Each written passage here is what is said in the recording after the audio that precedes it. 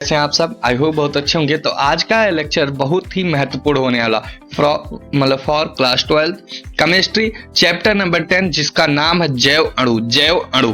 ठीक है, ये रिलेटेड है कुछ बायो से, लेकिन है बहुत महत्वपूर्ण केमिस्ट्री वालों के लिए, क्योंकि यहाँ पर रिएक्शन बहुत है। ठीक है, इससे बाहर आपको देखने की कोई आवश्यकता नहीं, क्योंकि ये आपका एक मात्र लास्ट रिवीजन होने वाला है। ठीक है, पार्ट नंबर 1 है, मात्र 3 पार्ट में इस चैप्टर को खत्म करेंगे। ठीक है, तो टॉपिक है हमारा, जो टॉपिक है यहाँ पर इस चैप्टर में महत्वपूर्ण टॉपिक है कार्बोहाइड्रेट, प्रोटीन, न्यूक्लिक अम्ल तथा हार्मोन, ये क्या होते हैं, इसके बेसिक इंट्रोडक्शन। और जो दूसरा है कार्बोहाइड्रेट, प्रोटीन, न्यूक्लिक अम्ल, विटामिन का वर्गीकरण, संरचना। ठीक है, ये सब है।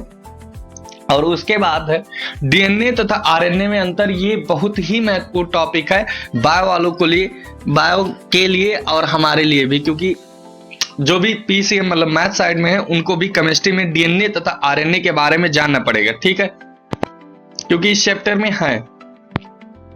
तो जैव अणु क्या होता है, चैप्टर यहां से शुरू होता है। तो सबसे पहले हम लोग छोटा सा वंदना अर्चना कर लेंगे। ठीक है, तो जय महाकाल, शुरू करते हैं अपने इस लेक्चर को। ठीक है, जैव अणु क्या होता है? परिभाषा है जैव रासायनिक क्रिया में भाग लेने वाले जटिल अंगों के बारे में अध्ययन करना हो जैव अणु कहलाता है। परिभाषा है जैव रासायनिक क्रिया में भाग लेने वाले जटिल अंग, या यहीं से शुरू कर ले अगर हम कि जटिल अंगों के बारे में अध्ययन करना हो तो जैव अणु कहलाता है। ये छोटी सी परिभाषा होगी, बाकी लॉन्ग तो 4 अक्षर और याद कर लेंगे तो हमारी पूरी परिभाषा हो जाएगी। जैव रासायनिक क्रिया में भाग लेने वाले जटिल अंगों के बारे में अध्ययन करना ही जैव अणु कहलाता है। दूसरा है जैव तंत्र अनेक जटिल जैव अणु जैसे कार्बोहाइड्रेट, प्रोटीन, न्यूक्लिक अम्ल, एंजाइम, वसा आदि से मिलकर बना है। ठीक है, जैव तंत्र अनेक जटिल जैव अणु जैसे कार्बोहाइड्रेट, प्रोटीन, न्यूक्लिक अम्ल, एंजाइम, वसा आदि से मिलकर बना है। ठीक है, कार्बोहाइड्रेट तो यहां पर हो जाएगा ऐसे यौगिक जिनके पास पॉलीहाइड्रोक्सी,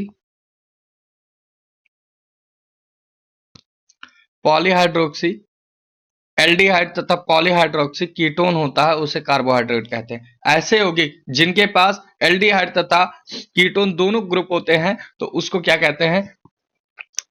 कार्बोहाइड्रेट कहते हैं। ठीक है, इनका जो सामान्य सूत्र होता है CxH2O होता है। ठीक है, ये सामान्य सूत्र है। सरलतम सूत्र होता है CH2O होता है। यह शरीर में क्या करता है? ऊर्जा प्रदान करने के लिए उपयोग में आता है। पीडीएफ टेलीग्राम या व्हाट्सएप चैनल पर मिल जाएगा, पहले यानी ऑलरेडी सेव करके सेंड भी कर दिए। ठीक है, तो ये हो गया इसका जो स्ट्रक्चर है कार्बोहाइड्रेट का। तो ये हम नेक्स्ट पार्ट मतलब 2 में लाएंगे। यहां पर केवल बेसिक इंट्रोडक्शन एवं जो रखने वाली चीजें हैं, जैसे हो गया डिफिनेशन। ठीक है, तो प्रमुख स्रोत इसके क्या है? शकरकंदी, आलू, गन्ना, पपीता।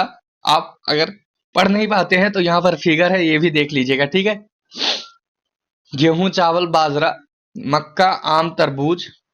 ठीक है, ये हो गए। कुछ और भी हैं, जैसे हो गया चुकंदर, हो गया आम, केला, अंगूर, आलू, गाजर, चावल, जौ, मक्का, बाजरा, ग्लूकोज, सुक्रोज आदि।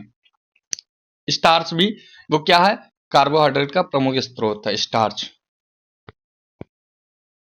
अगला है हमारा कार्बोहाइड्रेट का वर्गीकरण भौतिक गुणों के आधार पर। गुण यहाँ पर हो गया, गुण हो जाएगा। ठीक है, भौतिक गुणों के आधार पर 2 प्रकार के होते हैं, शर्करा और अशर्करा। चलिए एक एक कर देखते हैं।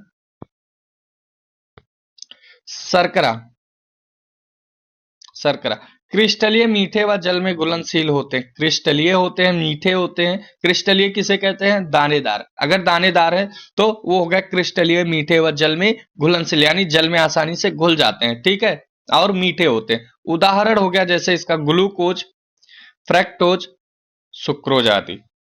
ठीक है, ग्लूकोज, फ्रक्टोज, सुक्रोज, ये इसके हो गए। ठीक है, अगला चलते हैं। अगला शर्करा हो गया है ना। हाँ, ये अशर्करा। ठीक है। अशर्करा क्या होता है? ये ठीक शर्करा का अपोजिट, ये अक्रिस्टलीय होते हैं यानी दानेदार नहीं होते, मीठे नहीं होते, और क्या, जल में वो घुल जाते थे, ये घुलनशील भी नहीं होते हैं। ठीक है, ये छोटी सी इसकी परिभाषा हो गई। उसके बाद इसका जो उदाहरण है वो हो गया स्टार्च, सेलुलोज, ग्लाइकोजन आदि। स्टार्च, सेलुलोज, ग्लाइकोजन आदि। मोनोसेकेराइड, मोनोसेकेराइड भौतिक गुणों के आधार पर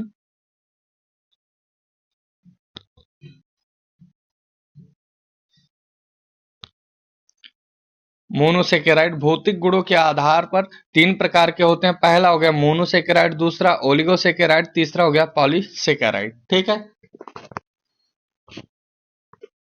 तो ये छोटा सा, बहुत ही छोटा मतलब इंट्रोडक्शन क्लास था, इसलिए इतना ही है। और इसमें जो पार्ट नंबर 2 में हम मोनोसेकेराइड, ध्यान रखना है इन तीनों के बारे में हम टिक करते हैं, एक अलग कलर का पेन ही सेलेक्ट करेंगे।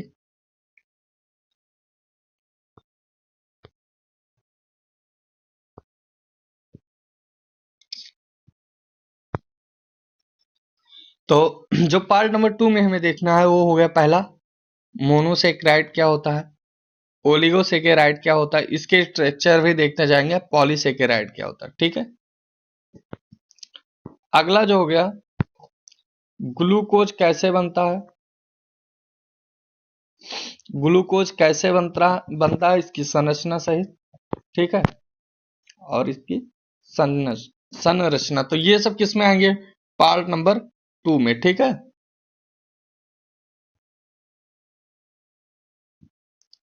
पार्ट 2 में। ठीक है, तो सभी चैनल पर अगर नए हैं तो सब्सक्राइब करके बेल आइकन दबा दीजिएगा ताकि पार्ट 2 बहुत ही जल्द आ जाए।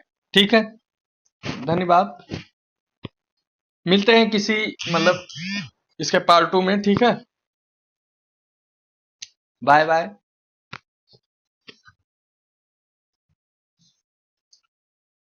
जो तो रुस जानिए न